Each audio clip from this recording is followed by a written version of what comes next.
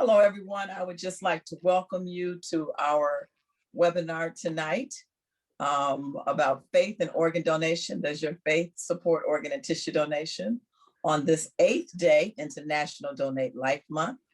We're so excited to be here tonight. We are here, and there's some phenomenal people that are part of this program that is being sponsored by SODA. Better know, it's really the Student Donation the Student Organ Donation Advocates, which is an organization that inspires and supports student-led organ donation education and registration efforts through high school and college chapters.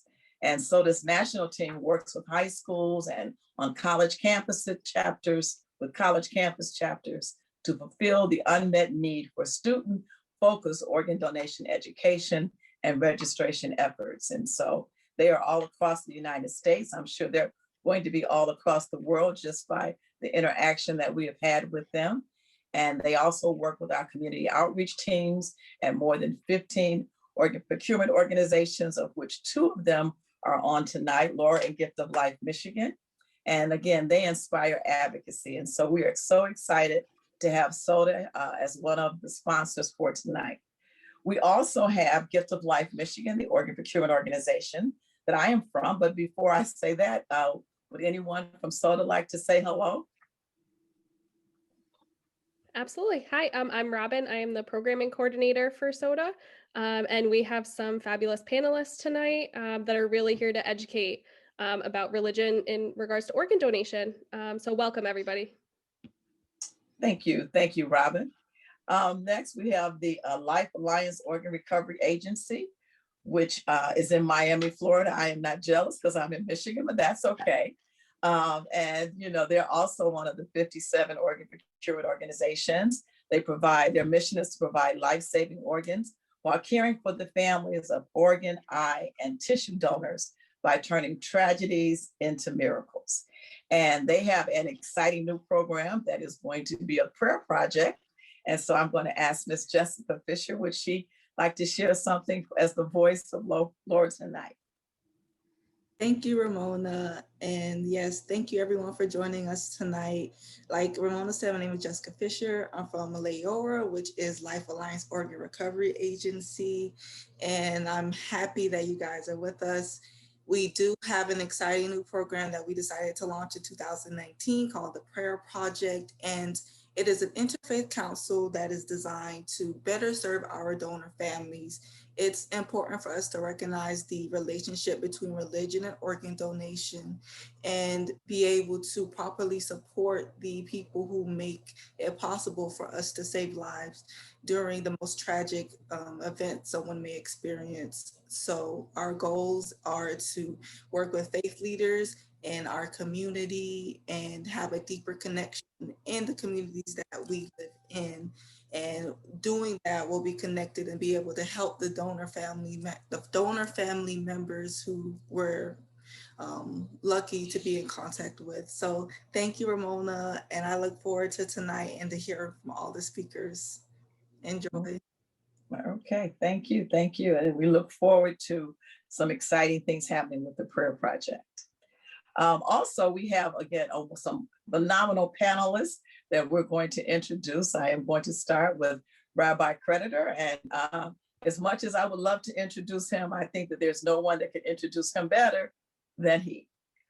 Rabbi Creditor. Thank you, Ramona. It's a real honor to be participating in the program tonight. I was a pulpit rabbi for 40 years. As such, you know, you encounter these events as you go through life with your congregant families. And so I've been introduced to this along the way. After retiring from the pulpit, I've been a hospice chaplain for a number of years. And again, this is a subject that intersects with there.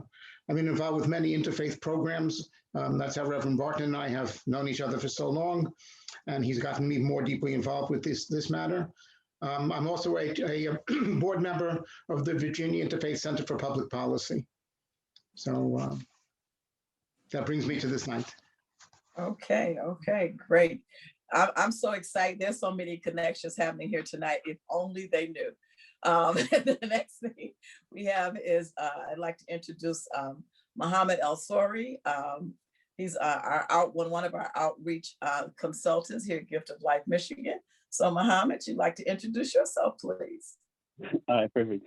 So my name is Mohammed Al-Suri. I'm the Arab American outreach consultant at Gift of Life. I joined with them around the beginning of 2020 that year. I was really happy to be able to join them, especially after going through a heart transplant myself on June of 2018.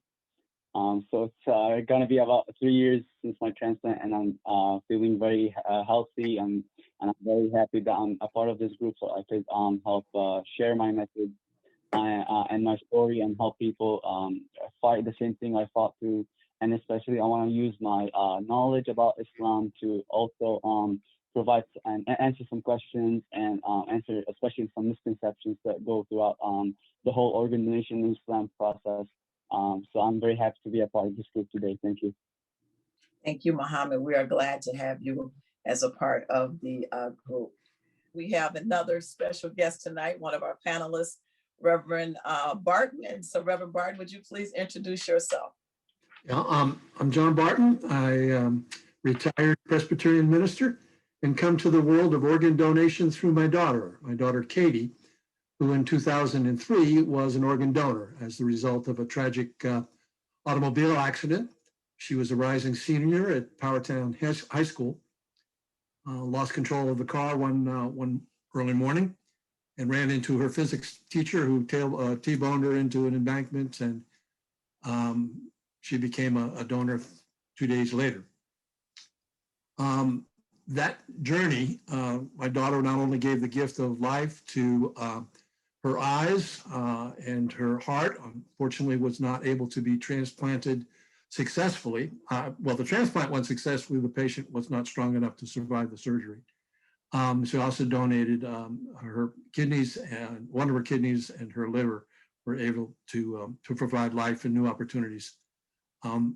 But in that, she also introduced me to the world of organ and tissue donation, and the people at UNOS, United Network for Organ Sharing, as well as LifeNet Health, which is the organ procurement organization here in the Commonwealth of Virginia.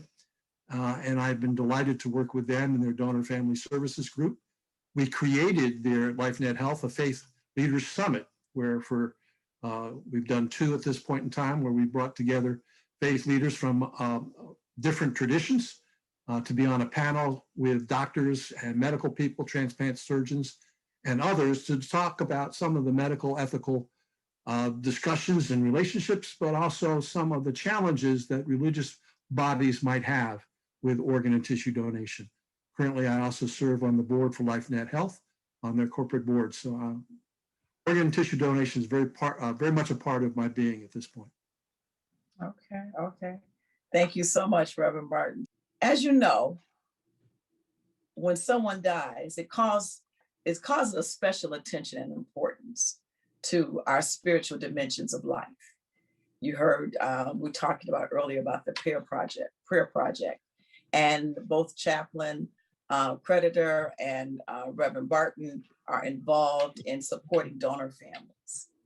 And so when that happens, there's always conversations and dialogue of people wanting to know, does my faith support organ and tissue donation?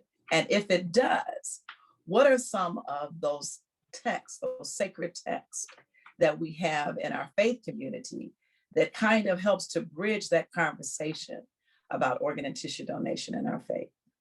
I'll start with Rabbi Creditor. Well, thank you, Ramona. There are several texts that, when this subject became a real subject, was referred to. One of them comes from Leviticus, where it says, "Do not stand idly by the blood of your neighbor." So in a series of different issues, if you see your neighbor struggling, you're not supposed to turn your back on them, but rather you're supposed to be attentive and assist them. The ultimate assistance is organ donation. So when you want to look to texts, we look to texts to help us. That is one place to go. Another place to go is in the subject in the Bible about returning lost possessions. And in the rabbinic conversation, about organ donation, it came to be formulated in the sense that health is something that you lose and someone can help you regain it through the donation of an organ, through tissue. You can help them regain what they lost, since they should have their health. So again, we have a biblical text that helps us to do that. And last one I would refer to comes from Leviticus as well, where it says, "You shall therefore keep my statutes, my judgments, that a person should do them and live by them." And the rabbis commented on that last phrase, "and not die by them." Now, of course, when they made their comments was 2,000 years before we're talking about organ donations. But today, when we talk about this subject, and if somebody asks me, "Rabbi, can I do it?" Right? The answer is yes. And when they ask me, "How so? Where do you get this from?" Because you're supposed to live by the commandments. Enable not only you, but those who can be enabled to live by them. Therefore, through these kinds of verses, we can construct a presentation that would lend people to open their eyes and open their hearts and minds to being a donor, or to make the decision for others at that moment. That's probably the worst moment to get into this conversation, but it is a moment that is open to us sometimes.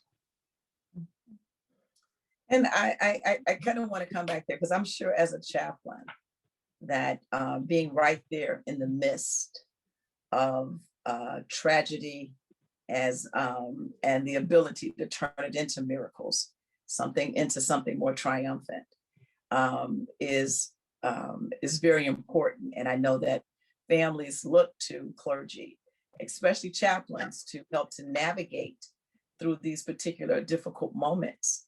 So I'd like for you to kind of also just you can give us an experience as a chaplain that you've encountered maybe with a family in organ donation. Well, I would want to just phrase it in a more general way, but it's Okay. the answer you're looking for. Okay. When you come to this moment in a family's journey with their loved one, and they have not thought about certain questions, like should they take them off, put them on life support, take them off life support, put in a feeding peg. All kinds of questions come up which nobody has thought about. They turn to us, the clergy, and they say, "Reverend, Rabbi, what should we do?" And they trust us in that moment to guide them through the maze of feelings, emotions, thoughts, to arrive at a decision that is not just for that moment and not just for that patient, but for the whole family going forward in time. Because they have to know, we permitted this to be done to our loved one. And I can recite to them every biblical verse in the book that might apply. But somehow I have to break through that wall of feelings, don't touch, in order to persuade them that this is the right thing to do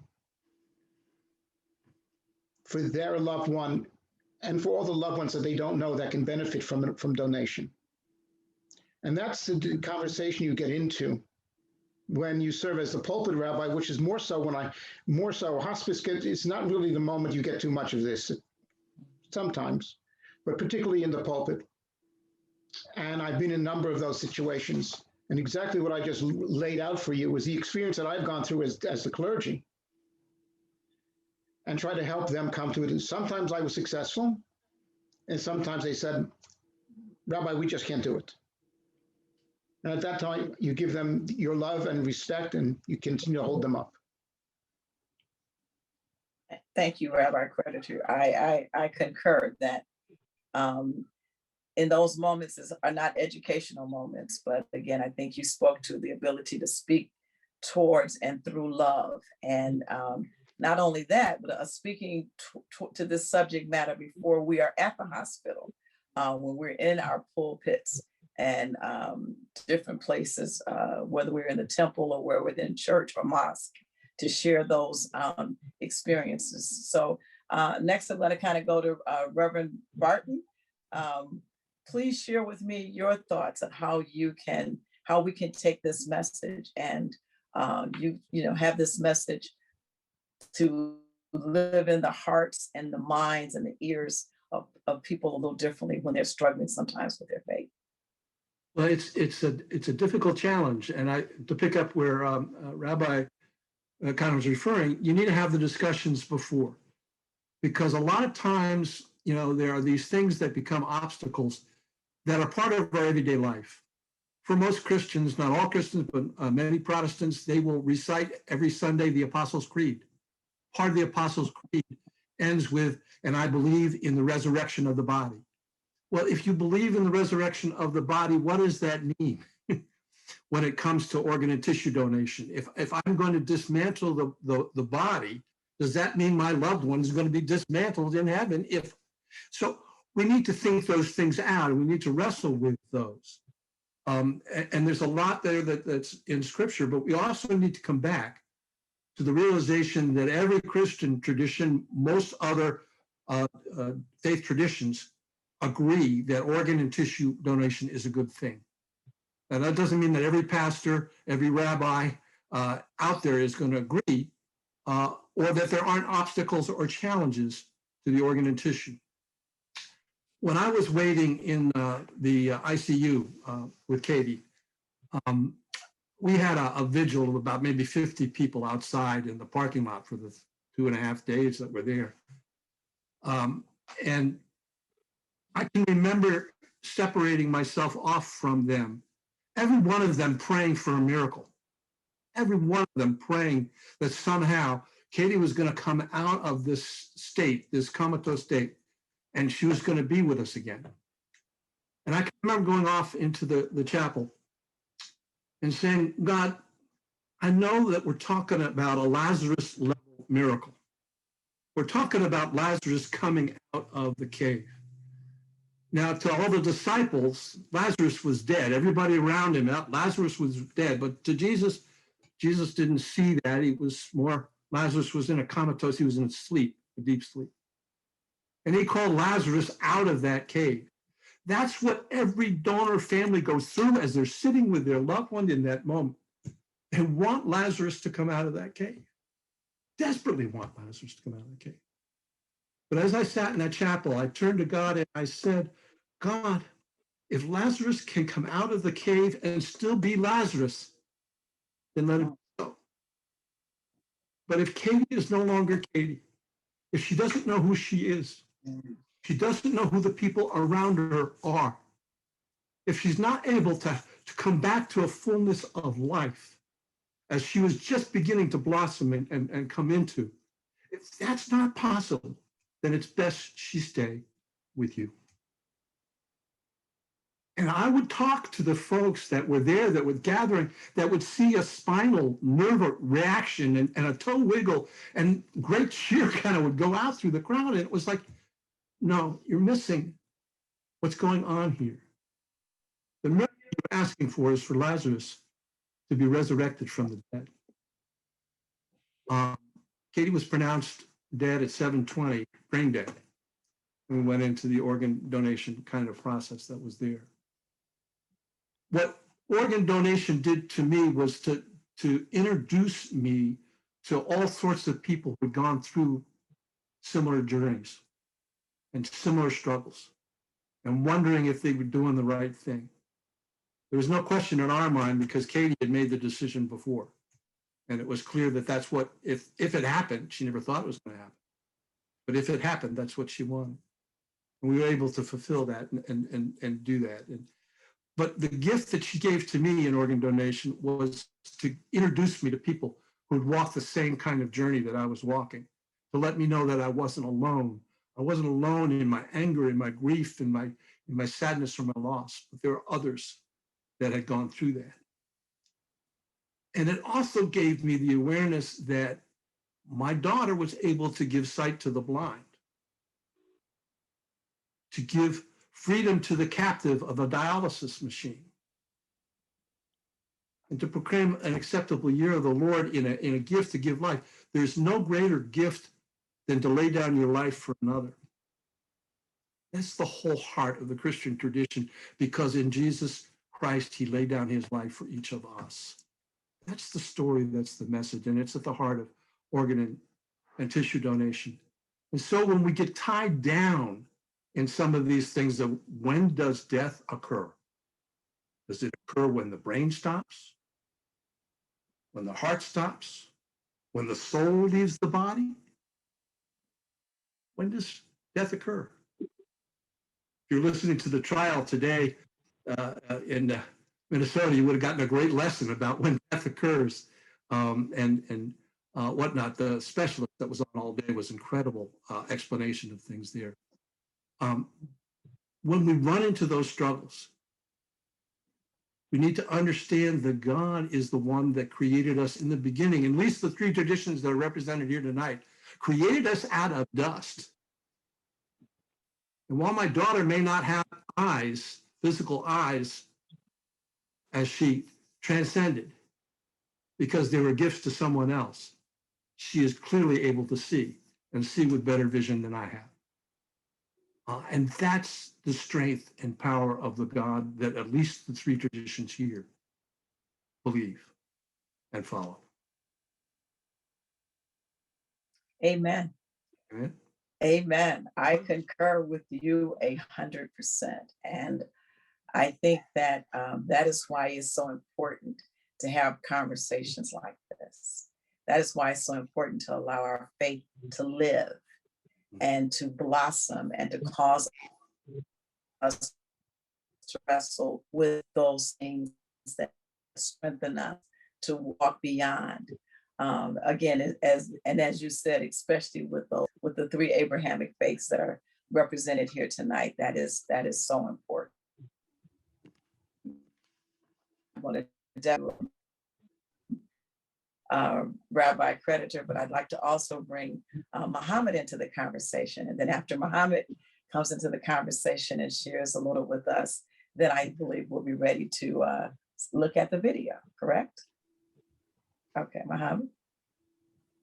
I would first like to show how much us as recipients, how much we appreciate our gifts as from our donors, how much we keep thinking of them in our everyday lives as we ourselves improve, as we achieve, as we become successful later on. There's always that idea back in our head that all because of that beautiful person who saved my life that day, that beautiful person who in my case, I was not able to breathe because my heart was not circulating the blood throughout my body, that person who gave me new life, who is circulating that oxygen in my blood.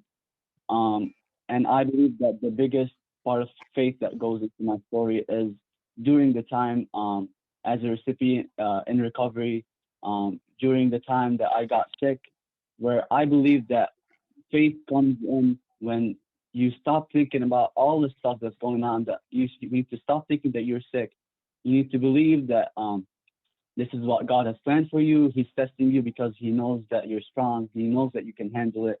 And as I started thinking that every day and then keeping myself optimistic, keeping myself in a positive environment, knowing that this is all going to work out in the end, it's like all the pressure that's coming from this disease, it's all flowing out of me, because I know that there is no need to fall under that pressure, and because knowing that if I keep drowning myself in sad thoughts or saying that, oh, everything's hard, everything hurts, I will not be able to move on or heal as good as I would if I were to just believe that God has a plan for me. God is just putting me through the small test right now, and I'll be like, and I'll pass easily as he planned. And I was in the hospital in Lebanon for 3 months, going through several procedures due to complications from heart failure. And then I finally was able to move here, and thankfully I was only on the transplant list for 2 months until I finally was able to get my heart on June 18th. And then I was able to celebrate my birthday that same summer in August. The blessing that I was given from my donor is truly miraculous. It's irreplaceable. It's truly like a wonder of how it is even possible to do that, giving someone a new chance of life, giving someone the ability to move on, because they were so generous to give us a piece of a part of who they were. And I will always be truly grateful, and I will always pray for whoever gave me my new life. And the thought of guilt from knowing that whoever the family of that loved one who gave their organs, there's always that feeling that I'm living right now and their loved one was not able to move on, and and like it's hard to let go of that feeling. But we need to know that in both sides of the story, God has a plan for each of us, and all we can do now is live our life to the fullest, knowing that we are both content with what has happened. And basically, if it weren't for my faith, if it weren't for my belief, if I weren't the person who I was that day, if I allowed myself to fall under that pressure, under that fear of what was going on, I am sure, I'm 100% positive that I would not have survived my journey so far. So I believe that faith and religion helps you take away all many negative feelings that you have, and it helps you fight through whatever you want, whatever difficulties you go through. And I will always stick to my faith. And people people should be educated of the beauty of being religious, and like the right way to be faithful, and like knowing what to do, because it's truly something that it's underestimated, and it's beautiful how much it would help you in your life if you truly learn to live your everyday life with that mentality that everything's going to work out, and there's a plan for you, and all you have to do is be the best person you can, and be grateful, and just keep going, like and moving on in the best way possible. Okay. I agree. And again, that's why I don't know if Muhammad shared, but Muhammad is a student at Wayne, so I'm sure that a SOTA chapter is coming to Michigan soon. I am sure about that.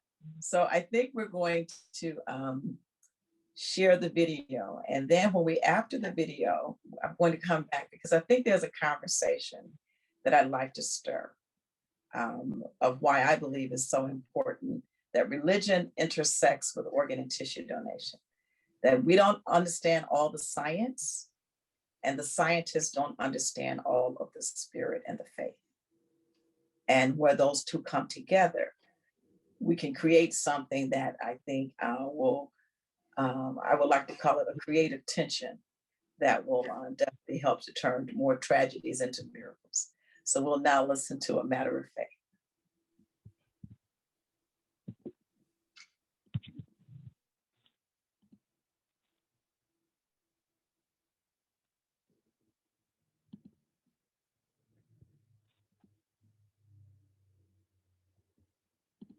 We have more in common than we often realize.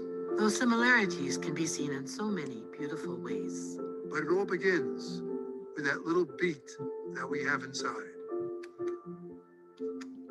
It doesn't matter where you're from, who you are, or what faith you follow. The same sound rings inside of all of us. All of us. All of us. Of all of us. It begins in childhood, where we are taught to love and appreciate our families. Things as simple as helping our parents prepare. Shoveling snow when it's freezing cold outside. Keeping our bedrooms clean. telling our families that we love them. even helping our siblings finish their homework. We grow to become great leaders and neighbors. Lending support to our communities through empathy, respect, and caring. And a lot of smiles along the way. But one day, that beat we cherish so deeply will grow more faint. Until it stops.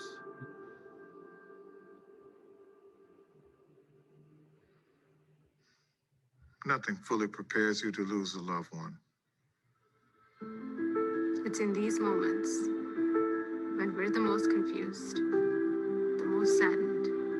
And it's crucial that we lean on the lessons of our faith. In those lessons, you will be reminded You're not alone. You're not alone. You are not alone. There's still hope, love, And so much life to share. you have that opportunity to share that gift with the world. Through organ and tissue donation. With your support and trust, we can change the lives of so many in our community. and we're here to tell you that it's okay to make this donation as people of faith. As people of color, Organ and tissue donation is part of our beliefs. it's okay. It's okay. Together, we can break the stigma Together, we can break the stigma and let our loved ones live on through the gift of life. through the gift of life. The gift of life. Amen. Om Shanti, Shanti, Shanti. Amen. Nam-myoho Renge Kyo. Vaheguru Ji Ka Khalsa, Vaheguru Ji Ki Fateh.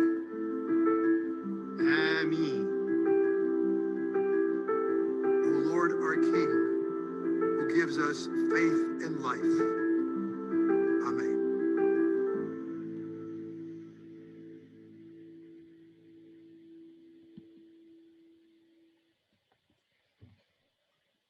Wow, that's no matter how many times I see that video, I think of all the things that I have done in my career when I see that. That's a video that we at Gift of Life Michigan are extremely, extremely proud of. And so before I have the other conversation, I just like to see, kind of feel, what was your reaction from just watching that particular video as a result of the conversation that we've had going on here now?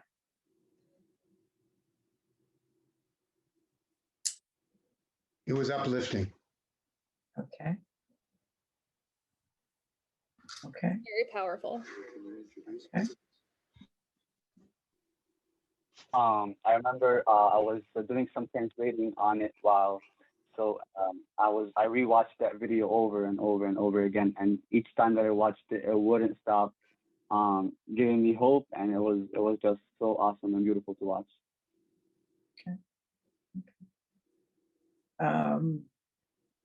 Reverend Barton, Jessica, I'm going to pull everybody in. I mean, this is remember, this is a dialogue. Can't add much to what's already been said. It's very well done. It's a good video. Okay. Honestly, when they started saying amen in their different ways, that's really when it like kind of hit home to me, everything that they were saying. It was really beautiful. Okay. And I think that's one of the interesting conversations that faith allows us to do, is it allows us to hear things differently.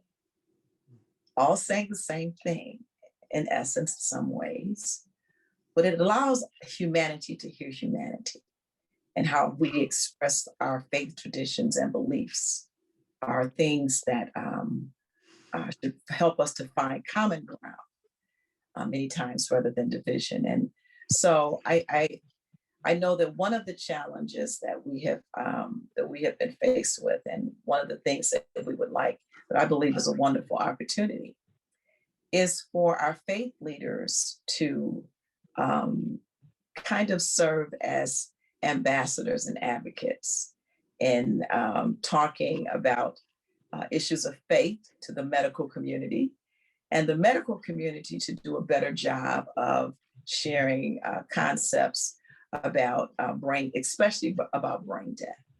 because I think that once again, there are things that we have in our minds, our heads, that, that's a part of our culture that suggests that death only occurs if there is a cessation of a heartbeat, that the heart stops.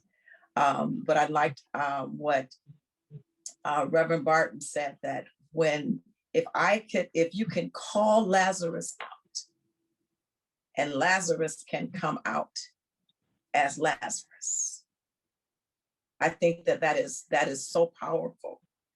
A conversation that kind of unarms us and have us to think about organ and tissue donation in a different way.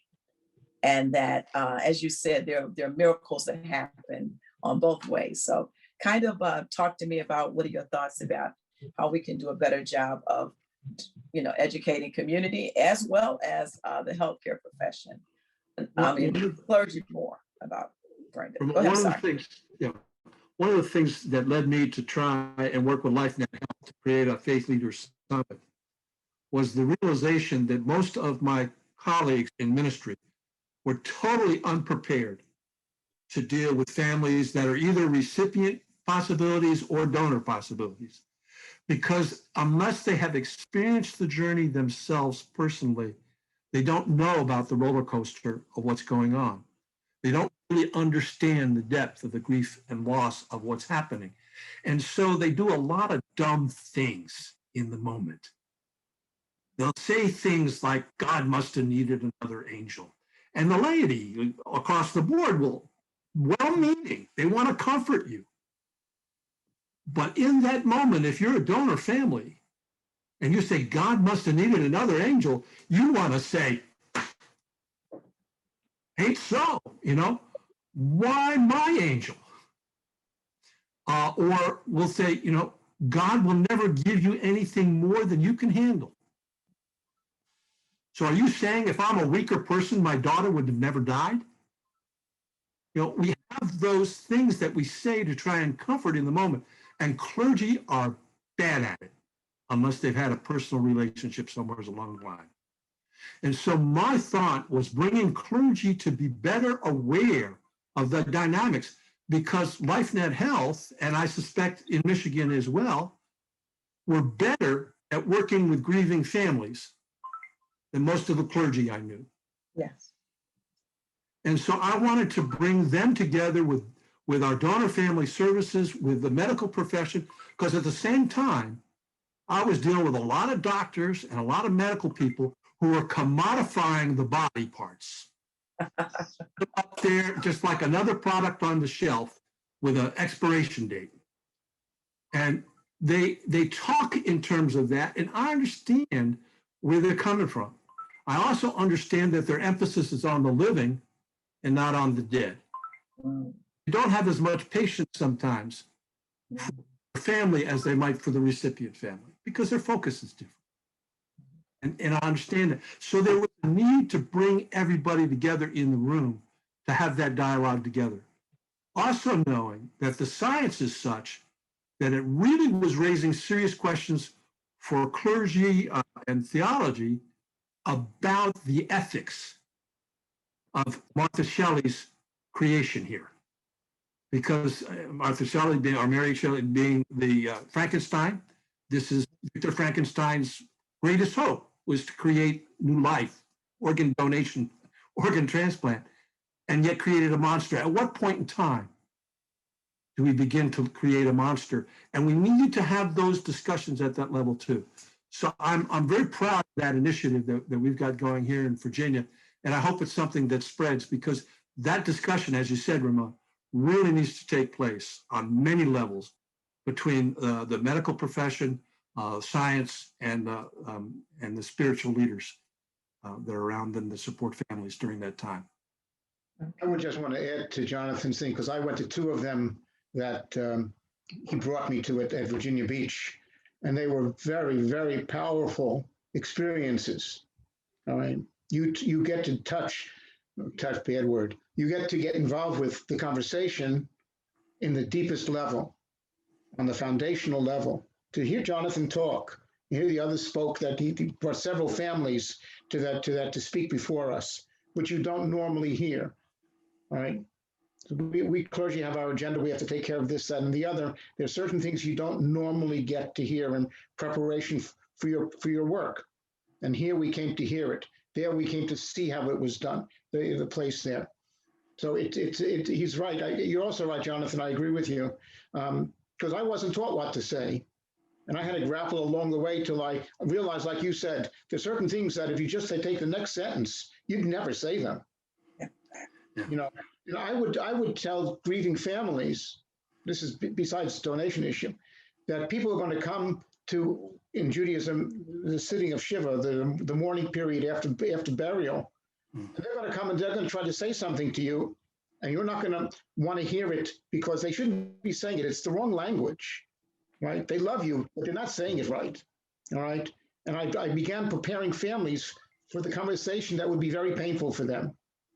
And hopefully when they would visit somebody else, they would remember that and not do that painful thing, because this is a period of pain. But again, Ramona, you said before, we need to prepare people in advance, which is what, from Jonathan's takeaway from the program, I started doing in the congregation with sermons and other things.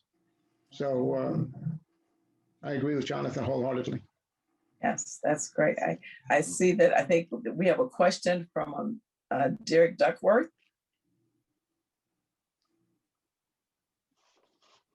Okay, I can't see the question. If someone wants to share the question with me. Okay. Looks like he hit the hand button to ask a question. Okay. Okay, well, if he's able to join us and ask the question, that is great. But again, I kind of want to begin to think about that, because I think that is such an important conversation. And I think it's a conversation that I am hopeful that all 57 organ procurement organizations will have those type of interfaith conversations, because I one of the things, as a cleric myself, I always tell people the power of presence is the greatest thing that you can have. I agree with Reverend Barton. I told someone that that particular card that God will give you no more than you can bear. Mine expired a long time ago, and I'm not interested in the renewal of it. So therefore, I think that, again, creating a safe place and space for clergy to know, some of those things and nuances, because I concur. People are there to try to provide comfort and support, and saying things of that nature is can be quite challenging. So Muhammad, I don't know if you wanted to kind of chime in here as well. Yeah, of course. It really saddens me how when I was doing a volunteering event one day with a girl named Zahra Al-Asadi. She's a heart transplant patient as well. And whenever we wanted to convince or even introduce the idea of organ donation to high school students, they seemed afraid. They feared the whole idea of organ donation, and that falls away from even the point of this conversation in religion, where I remember I had to call to ask questions about this matter to Lebanon. I had called to Lebanon and asked some people who have studied religion, and I asked them the questions that I had about organ donation, because I didn't know where to go when I had questions here to about concerning Islamic and organ donation perspectives. And once I figured and I realized that my previous idea about organ donation, even though there are similarities with what I thought logically and what I figured out with Islam's perspective as well, there are many specifics that I found out that I was really surprised to know how much things there is that we as people who practice religion do not know. And I'm really worried about all the families who practice that same religion who also have no idea about organ donation, and like and that it's not a common topic at all. And like I asked myself this question, like why is it not preached every time there is a meeting of people, whether in a church, whether in a mosque? Why are people not reminded of the possibility? And especially like here like when I was in Lebanon, the hospital, organ donation and transplants and stuff like that, they were not as common as it is here, and people still study it in Lebanon more than they do here, and that's what makes me worried about all the people who may be doing stuff that goes against their religion and they don't even know about it. So I believe like education is the biggest part of this whole thing, and even the worst part even is that people have to go through it in order to know how the consequences and how much goes into the process, and like that's why whoever goes through a situation should be the one responsible of going to a particular let's say mosque, and like letting them know how important things like that are, and start basically spreading the message throughout in one's community. That's basically what I think about it. Okay, okay. Well, that's good. That's good. And I think that once again, that's why these conversations are so important to have. And I just love hearing when a Rabbi Creditor said that I talk about it, during my worship services and give information, because once again, faith is a living, breathing organism that is always engaging with us.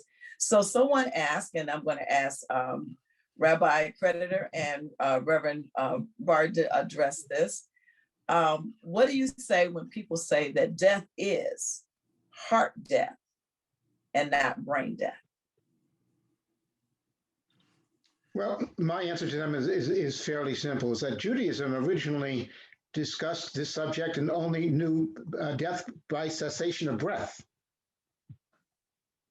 It was a step forward through science to understand that that's not necessarily the end, but rather through heart. But science has taken us another leap forward in understanding. And in doing that also then gives us the opportunity in terms of organ and tissue donation. And since science has always been respected in Judaism, Maimonides, one of the great Jewish philosophers, was a doctor in Egypt. So it's not something that's it's part and parcel. Then I can bring them along the spectrum how Judaism has developed its understanding of death. And through that understanding gives us opportunities to give life. And that's, look, there's some people you hit the dead end and you're not going any place with the conversation. But if they're open to conversation, I can bring them along that journey to that understanding. It's a difficult question. It was difficult in my case with Katie because the hospital chose to record the time of Katie's death on Saturday rather than Friday night. Friday night, she had been declared brain dead, but that's not the time that they used. They used the time of Saturday when the heart was removed from her body to be transplanted. That created a legal problem because you cannot take possession or ownership of a live body for organ donation. So that had to be corrected by the coroner's office. It's a discussion that we have, but what we do know is that if the blood flow to the brain stops and carbon dioxide builds up in the system, if that happens because the arteries are pinched off and blood's not able to flow because of the neck or whatever, the accident that may have taken place, or the heart has stopped beating, whatever, if the blood flow to the brain stops, then if the heart is still pumping, the heart will shortly thereafter stop.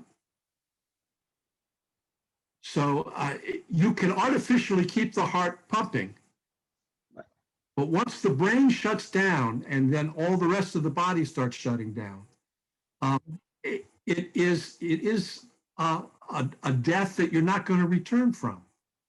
And you can sit there and you can hope and you can keep that body functioning, but not alive for a long period of time.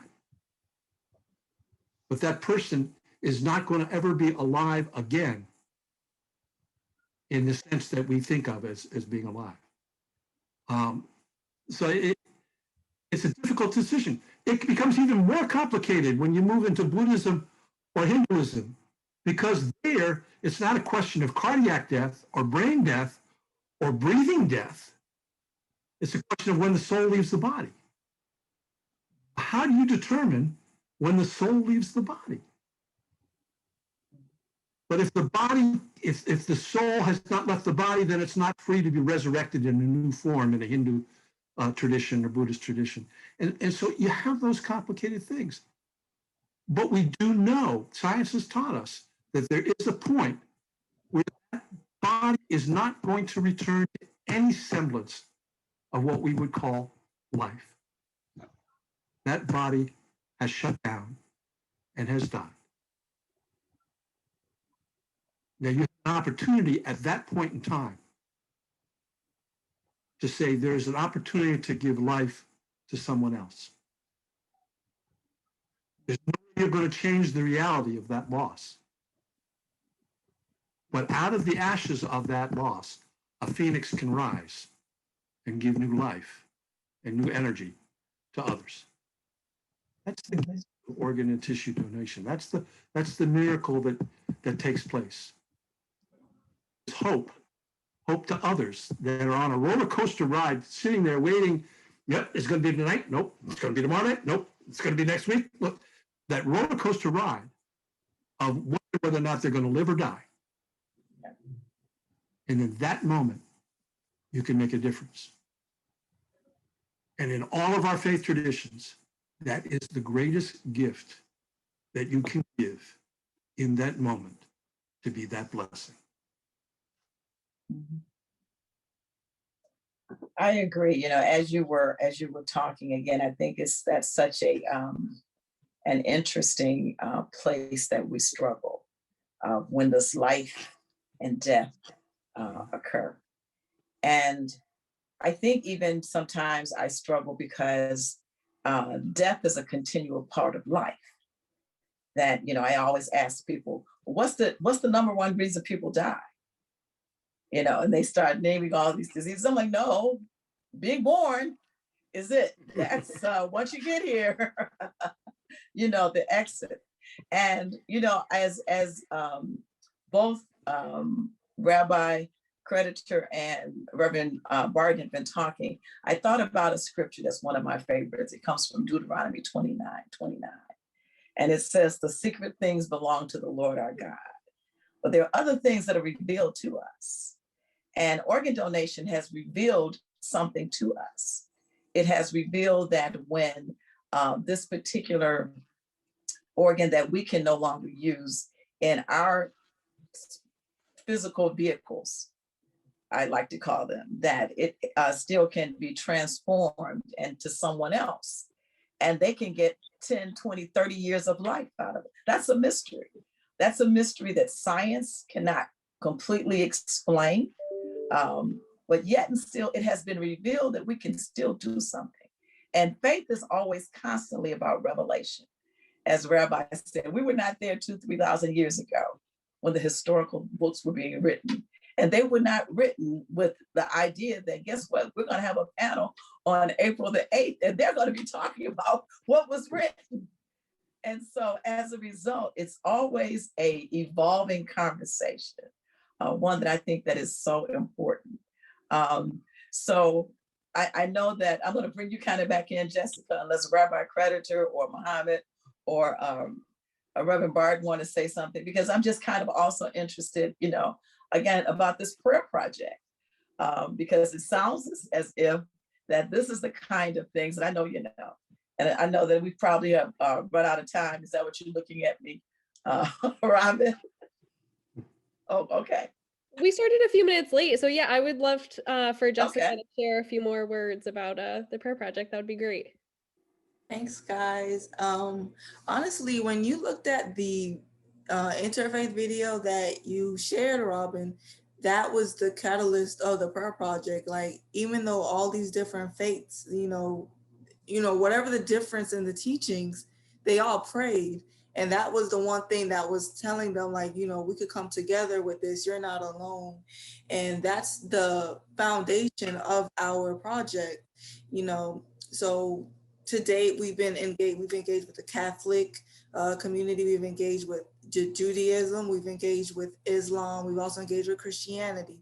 Of course, we want to expand. And, there's different denominations within each of these faiths. And bringing attention to all of that is important because this is not a one catch-all thing. There's diversity within religion, and sharing that is important. And I love what Reverend Barton said about, getting the conversation between science and religion, because the two do not, it's not like they're separate. They have to coexist in order for us to move forward. There is a relationship spiritually as well as scientifically. And, I really loved being here tonight and hearing all of you speak, because it just lets me know, like, in my day-to-day job, like, it's important to bring awareness to that and to be there, and not to say something simple such as, heaven gain another angel, something like you're not going to want to hear that, especially if it's your loved one. Like, don't say that to me. And having that humility and having that sense of humanity, it's important. So, I really love it. And it really just reinvigorates me to make sure that the Prayer Project really touches everyone. So yeah, thank you though. Thank you for having me, Robin and Sarah. Yeah, well, I'm excited. And, I'm also thinking about a project that we're looking at doing here. And especially when we're talking with chaplains, because one of the things that I think that we all saw during the pandemic last year was there was a time when congregational pastors or the rabbi or the imam could not go into the hospital. And so the chaplain really served as that connecting voice to the congregation, to the family, and that was so important. And also, as some people are unchurched or unbelievers or humanists or different agnostic things, that they still require that we give them the same type of compassion and care and love that we're giving everyone else. So if you could kind of also speak to that a little bit, Rabbi Creditor, I would appreciate it. And to Reverend Barton and Muhammad, everybody can speak. Well, when you have people that are not within the three main faiths that we've been talking about, or the others, Hinduism, Buddhism, etc., but really don't see themselves within any faith tradition, you really have to find out where they are. All right, where are they in any belief? And what do they think about their body or the body of their loved one? I mean, would they consider the fact that if they themselves were in a place of need, if they needed eyes to see, the heart to live, the lungs to breathe, if they were in the position, would they not want someone to help them live and not die at, let's say, a 50-year-old or 60-year-old, when they can have decades of life ahead of them? Even if they don't want to say they believe in God or resurrection or any other faith statement, if they were the potential recipient because of their condition, would they not want someone to give them life? And therefore, would they not want to give life? So it really depends when you're being a chaplain with people that are not of any particular faith, none, the no faith group, all right? How to open a conversation with them about life and about death, which is not the faith-based kind of conversation we normally would do. And how can we bring them? And that's very individual. And again, sometimes they just don't want to hear it. Sometimes they just don't want that body to be touched. The person will die. Let them rest in peace. Regular phrase. And that's all. And just sometimes you can just crack that door open a little bit and then walk through. I would encourage my colleagues in ministry in various parts. I would encourage the students of SOTA and the chapters to engage in discussions now around life and death. What do you think happens afterwards? What's important to you now? It's a whole lot easier to talk about it now than when you're sitting there next to a hospital bed trying to figure it all out. You know, have the conversation now. Talk about where there might be struggles. You know, if I'm uncomfortable donating my organs, talk about what is my discomfort in that. What is it that I'm uncomfortable about? If it's something in my faith tradition that's making me confused, talk that out with others and wrestle with it now. Because like any kind of disaster, when you're in the middle of the disaster, it's not the time to have the conversation. You've got decisions that have to be made, and they have to be made sometimes relatively quickly. So have that conversation now. Have it with your family. Have it with your loved ones. Let your wishes and desires be expressed now so they know if they ever have to be in a position where they're speaking for you, what you would like to see happen. I would encourage those discussions, and I really appreciate and thank SOTA for the work that you're doing, and I hope you'll expand to chapters all across and get some of those discussions going. Let me add to Jonathan that no matter if you're a student in university, and you know, so unfortunately Jonathan's daughter was so much younger, even in high school, people need advanced medical directives. I blew my congregation out of the water with my sermon on that one. It was entitled, "Do You Love Me?" My mind. On the roof. And I said, if you really love me, then when I'm sitting there and I can't say anything, you'll know what I want. And this is one of those big subjects, not how you make my casket or any other thing, right? This is the subject, and it's part and parcel, the heart of advanced medical directives. What should be done to you in the hospital or not done, or when you die, what's done. Students in high school, students in college, besides you know, everybody else should have advanced medical, and that's the opportunity to have that conversation. And it won't be in a university class. It'll be with your family, it'll be with your religious leaders. We'll get the conversation. And that discussion needs to include some of the implications of that. You hear of an advanced directive of a DNR, do not resuscitate. It's a very important advanced directive. But if you have a DNR, you might make it more difficult for organ donation. Yes. Because then a declaration of death has to be made, and then they have to resuscitate the body and bring the body back.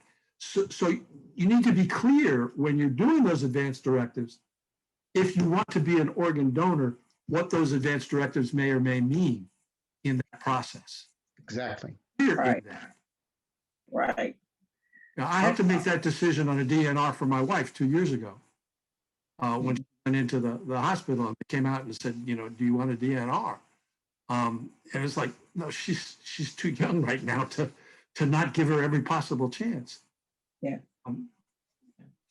But it and unfortunately, she didn't make it. But those decisions that you need to talk about, you need to talk in advance and know what it is that are the desires of your loved ones, and know that if you have to make those decisions for them, you're making them in the best way you can, and you know you're actually speaking for them because you sat down and had the conversation. And I am so grateful that Katie and I talked about this because it was part of her driver education class, organ donation. And we had a chance to really talk this through before she put that hard on her driver's license. And she knew what she was doing when she put that hard on her driver's license. And I knew what I was doing when I was in the hospital. And they asked me whether or not she was going to be a donor. Wow. Powerful, powerful, powerful. Wow. We have another question that I think that says, as religious leaders, and this is again to Rabbi Creditor and Reverend Barton, does it get any easier to get families through their own faith to register and to relinquish their loved ones to save complete strangers? Does it get any easier to, I must admit, Rabbi Creditor, do you love me? That's going to be, I think we should do an interfaith summit for National Donor Sabbath with that question. Do you love me? Yeah, but again, does it get any easier to get families through their faith, you know, to make that decision, to have that conversation? Faith helps you do the conversation. Okay. It gives me the language, gives me the visions. It opens up eternity. Without those things, it's not a very easy conversation. It's not an easy conversation, but it's so to have that, to have the language of faith. I will say it's a family by family situation. It's never easy anytime. You're always starting at base, you know, first base with every family you deal with on it. But the values of faith, the values that life and sharing life and preserving life and giving life is the ultimate commandment in Judaism, gives me the opportunity to bring them along a journey that they don't want to do, because they don't want to see their loved one touched. It's bad enough this person's going to die. They don't want to touch. And I'm going to tell them, I'm going to lead them in a conversation to say, eyes, tissue, lung, heart, they're going to open up your loved one's body and remove these vital organs. Why? I have to persuade them, share the vision of why. And faith gives all of the tools to bring them through that arduous conversation, whether it's at that moment or in education beforehand. So faith makes it easier in a never easy situation. I would definitely agree. Your own faith, your own experience helps you in that moment. It doesn't make it easier. It helps you in that moment. Yes. It's always difficult.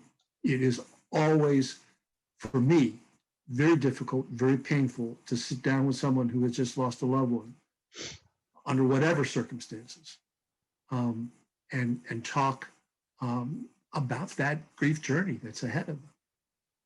You don't want to let that loved one go. I mean, that's the hard thing. You know, people in the congregation, after about 2 weeks, they kind of start putting a little distance because they don't want to be brought down by the sadness, the grief that's kind of surrounds you.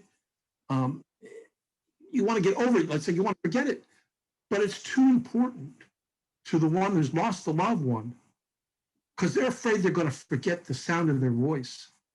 They're going to forget how they smelled when they were close. They're going to forget. They're afraid of that. They don't want to lose sight of that. It was one of the important parts of my doctoral work, was for at least the Christian tradition, was to help Christian ministers understand that when they're dealing with grief and loss, and they're doing a funeral service, it's not an administrative function of the church. It is a sacramental right of the church. Because the same power, the same energy that led the disciples to want to see their Lord again, see them face to face, that we celebrate around a communion table, that is the same passion and drive of everyone who has lost a loved one, that wants to remember, that wants to see their loved one again in the fullness of life. That's the sitting around the table. Do this in remembrance of me. That's the importance that's there. And every grieving family goes through that. Yes. Clergy need to understand the power of that moment And if they are only serving an administrative function to dispatch someone, then they're not serving their flock or their congregation with any level of compassion or understanding of the message of Scripture. Okay. Wow. I cannot say anything to that. We are coming to the end, and Muhammad, since you are a college student of this age with SOTA, I want to really, again, I want to thank SOTA and Laura for leading this important discussion. And I guarantee you that we will definitely do this again, get back together.